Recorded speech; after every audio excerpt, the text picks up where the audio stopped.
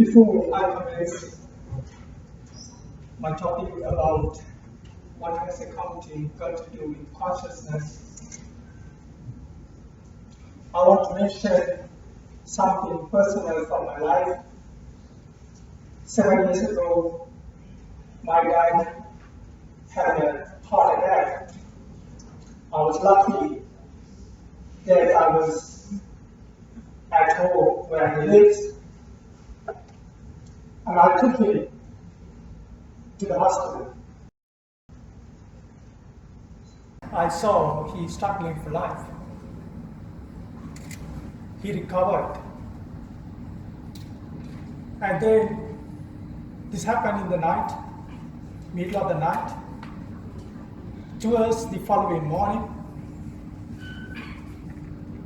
he was able to speak. And I asked him, and he asked me, where am I? I said, you are in hospital. And I asked him, can you remember what happened? Because I took him to the hospital. He said, 6 months ago,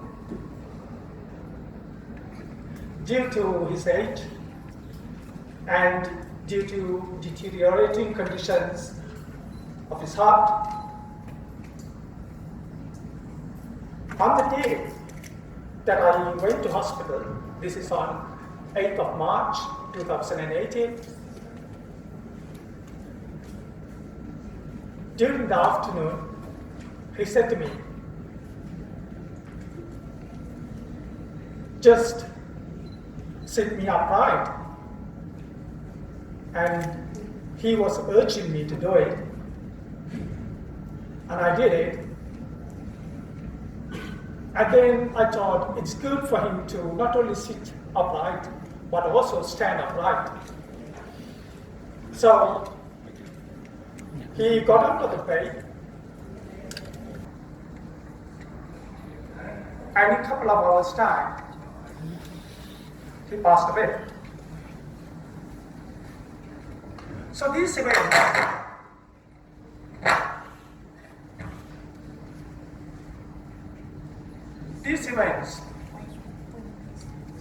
took me into inquiry of what is consciousness. And as people who are in the accountant's career, who are trying to advance the practice and knowledge in this sphere, I was thinking, how does consciousness connect with accountancy, a career that we serve? Distinguished professors, ladies and gentlemen, I'm going to first talk about what is consciousness, and these expressions I'm going to make are, rather than conclusions, are items for reflections and deliberations. So with that, I want to present to you two perspectives that I have come across about consciousness, and then bring those two perspectives into a common understanding and use that foundation to talk about how consciousness relates with accountancy. If you look at the literature, we can classify this literature into two perspectives. One is the divisive, the other is the collective, where consciousness is understood by dividing into parts where in the divisive perspective, because we divide into parts, we can test them. We can academically explain and scientifically hypothesize. On the other hand, the other perspective is to understand consciousness by bringing different parts together and looking at the experiences of what is meant by consciousness and explain consciousness. So let me introduce to you what is consciousness by divisive perspective. When I say divisive perspective, you may also think about as the scientific perspective, because we try to understand consciousness by looking at different parts and putting them together. One of the early papers on consciousness talks about the theory of consciousness presented by Rosenthal, 1990, which you can download from the internet. The core message is the study of mind. In that, Rosenthal presents the mental side of the consciousness. According to this author, consciousness has two dimensions. One is the thinking, the higher order thinking, and the second is the perception.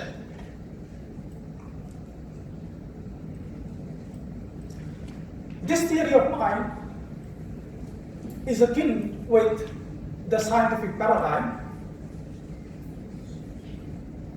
but one of the notable features on this theory is the absence of the physicality.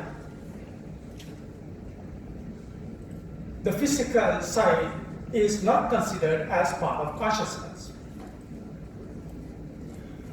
So this theory of consciousness raises two questions. The first is, what do we call mind? Second is, does the physical formation or the physicality has a role to play in consciousness? Both these aspects are loosely explained in that theory.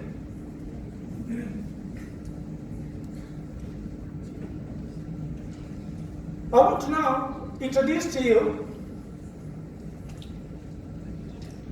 the connective perspective of consciousness. Is the connecting parts or understanding consciousness through experiences.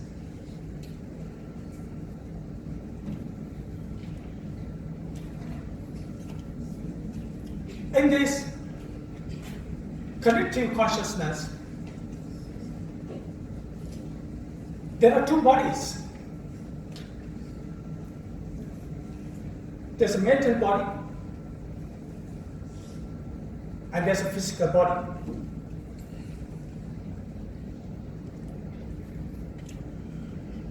So when it comes to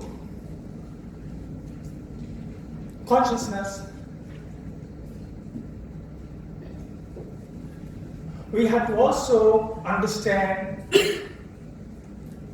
what is memory, where is memory stored.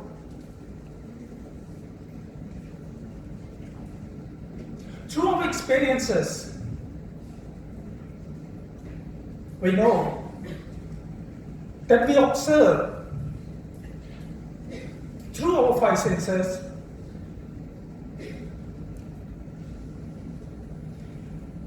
and we either conceptualize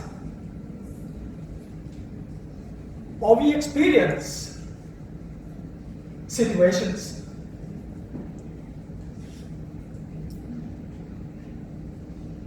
But in addition to that,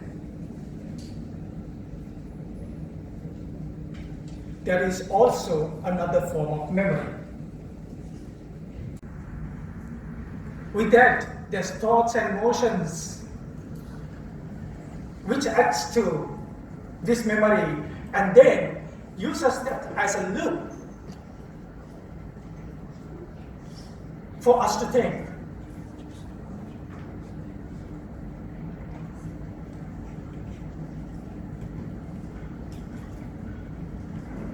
So this total intelligence that we have through our physical body and the mental body is a combination of these two aspects.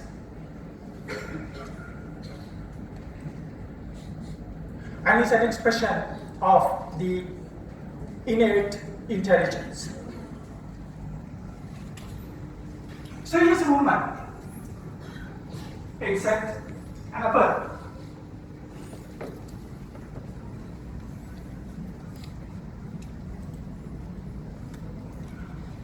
We can look at these three living beings as a representation of the total intelligence.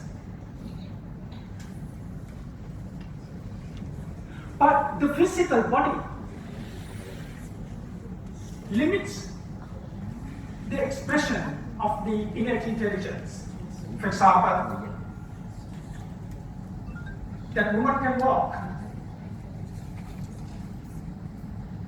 but can't crawl like an insect, can't fly like a bird.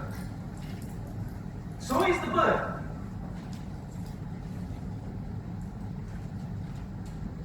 But the bird can fly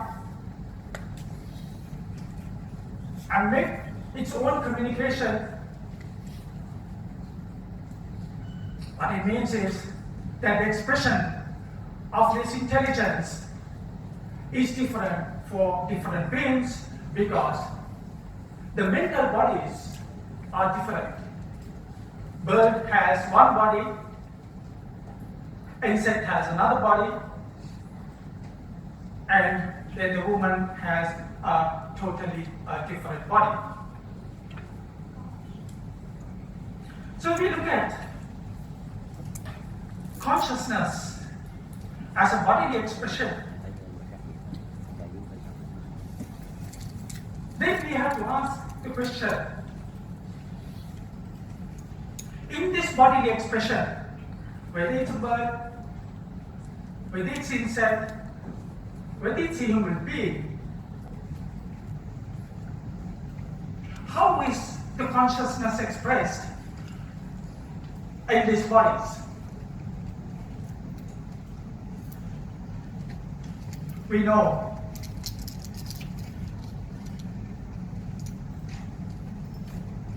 we are sometimes wakeful, sometimes we are not. For example, if you have to undergo operation, we are under anesthesia, are we conscious?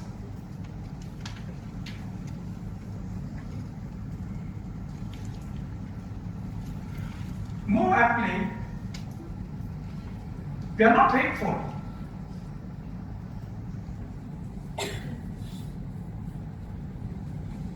But we can be conscious. When we are not wakeful, we may dream. Often the colloquial expression as daydreaming. which means you are not wakeful when you're dreaming, is also part of consciousness. But in this consciousness, you can also have a dreamless state, but you're still conscious.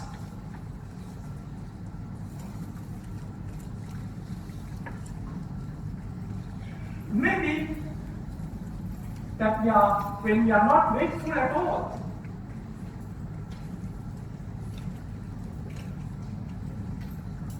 that is what we call passing away.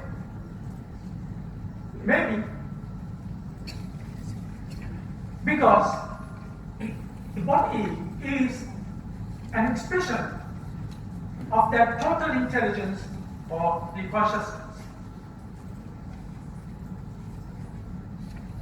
So within the connective perspective and the divisive perspective, if you look at the commonalities between these two perspectives,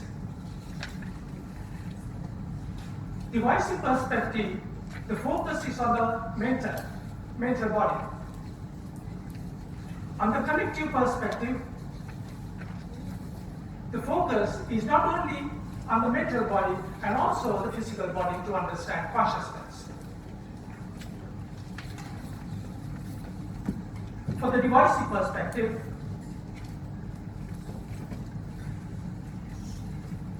it is about the wakefulness state. But for the connective perspective, it is also wakefulness or wakelessness state and the dream or the dreamless state.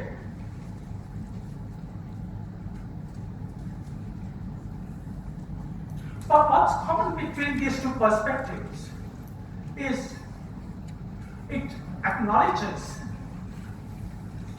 that there's a body, a physical body. And this physical body, when there is a physical body, there is identity. It is identified. When there is physicality involved, there are boundaries set.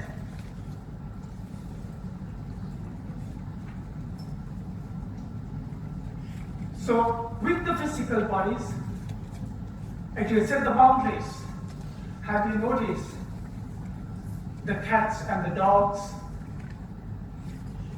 If you have one of them, they will go and mark their territory and will not allow other cats or other dogs to come to that territory because it's set in the boundaries. So are the human beings. Because there is identity. When there is identity, there is boundary. Now that we have understood that consciousness with a physical form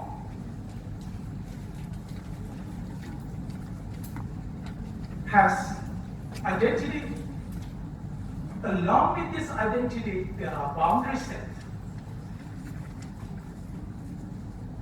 We now can look at how this identity and the boundaries that goes with the consciousness associate with accounting. When we talk about a business, we are talking about identity.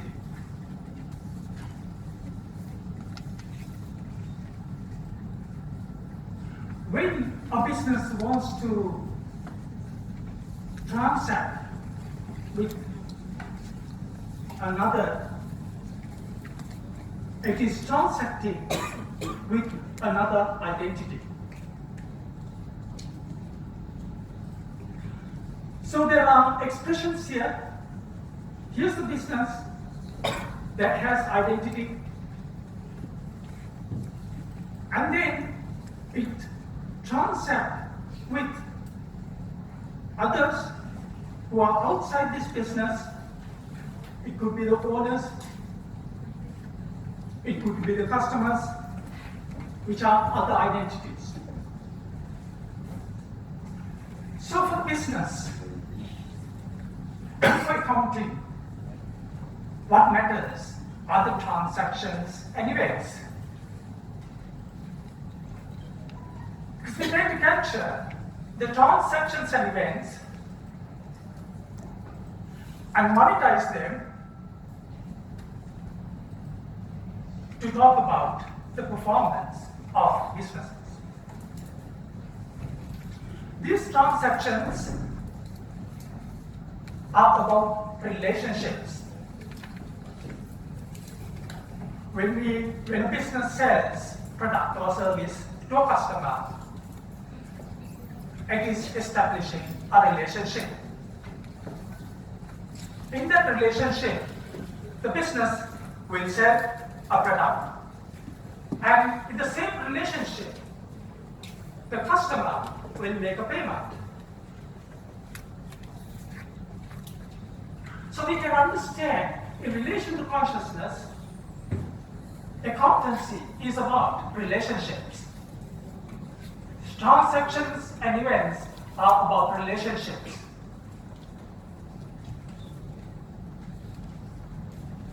If you look at a business, there are different types of stakeholders, from owners to others. A business establishes relationships with those parties. But for accountancy, what matters to us is, because this is a two-way relationship, this relationship, one direction of the relationship could be more powerful compared to the other. Because the relationships can be influenced by power compared to the other. Because the relationships can be influenced by power. As human beings, where the businesses are expressions of human action, this is a natural consequence of identities and self-expansion. For businesses, we call that self-expansion as profit. So in this pursuit of profit, when it establishes this relationship, two-way relationship, one aspect of this relationship could be more powerful compared to the other. That means the one that is having more power can have an advantage.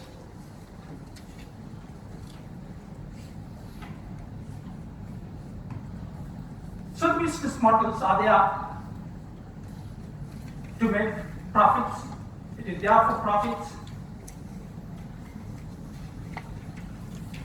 Because it is pursuing profits to expand its boundaries, its expression of consciousness. For accountancy, for you and I, we have a challenge to make both parties, both aspects of relationships accountable for the power imbalances in relationships.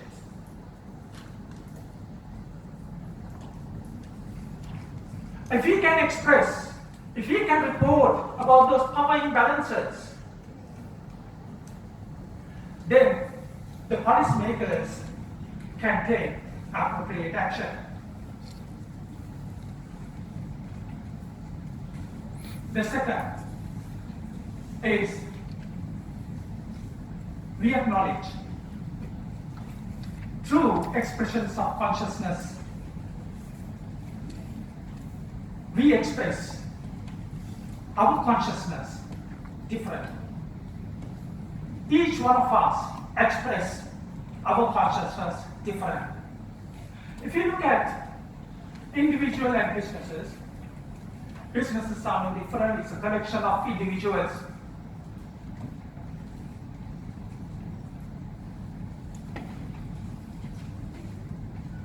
We have to ask the question, does the organization has meaning?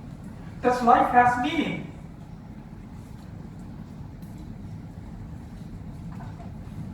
We construct meaning in life.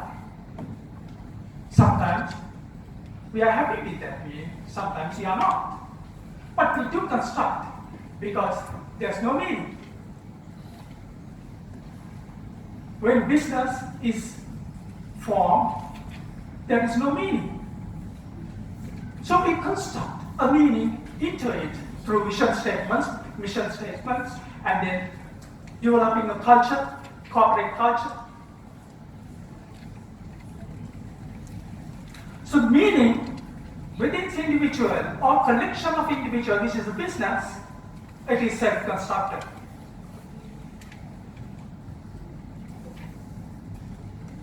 Both parties make decisions using this consciousness. When it makes decisions in a business situation, because there's a collection of individuals involved,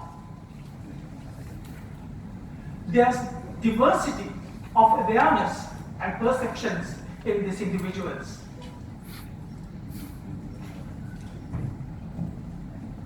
These diversities in business, if we take directors, for example, could be age, gender, culture, their own experiences.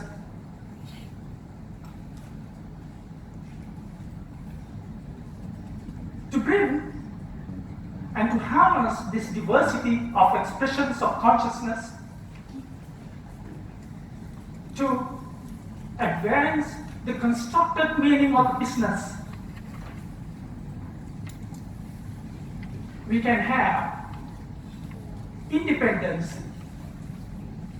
into decision making, having independent directors, integrity into decision making, having audit committees and audit rotation.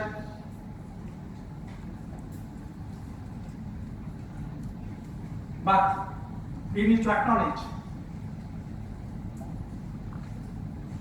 that people are diverse in their consciousness. And as business, if this is self-constructed meaning is to advance profit, then we have to make the best decisions that advances profit by harnessing the diversity of people involved in the business. The third is about the business and the resources relationship. Accountants, you know, we use the word called capital. The word capital has the connotation of ownership.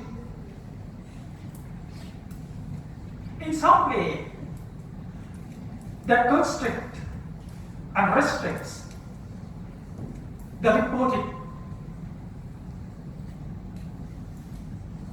Because it's not about the capital, just economic capital, because businesses are harnessing the environment, harnessing the society, harnessing the politics to advance its own purposes. So rather than capital, businesses are having a relationship with resources which are economic, environmental, and social.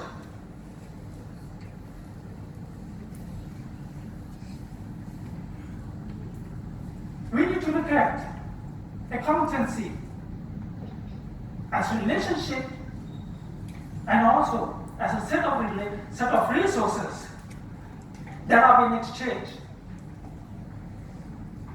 with the owners society, government, and environment.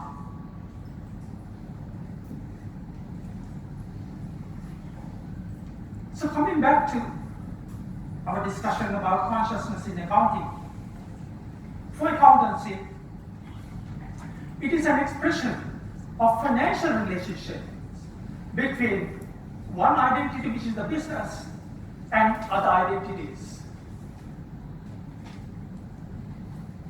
The first aspect are for us to look at how we can talk about the events and transactions that we capture in accountancy. How these transactions and events that have two-way relationships, how they are being moderated for power. As I explained to you, the one having power has an advantage. The second, in a business, there's diversity. When there's more than one, the diverse consciousness. Diverse means, and we need to look at how we can harness the best decisions for the self-constructed meaning of the business. The third, we have to come back to the chessboard and think accounting, not accounting for capital, but rather we are accounting for relationship that can access resources. Doesn't have to be controlled. It doesn't have to be owned. It can be accessed. Then a relationship could be established.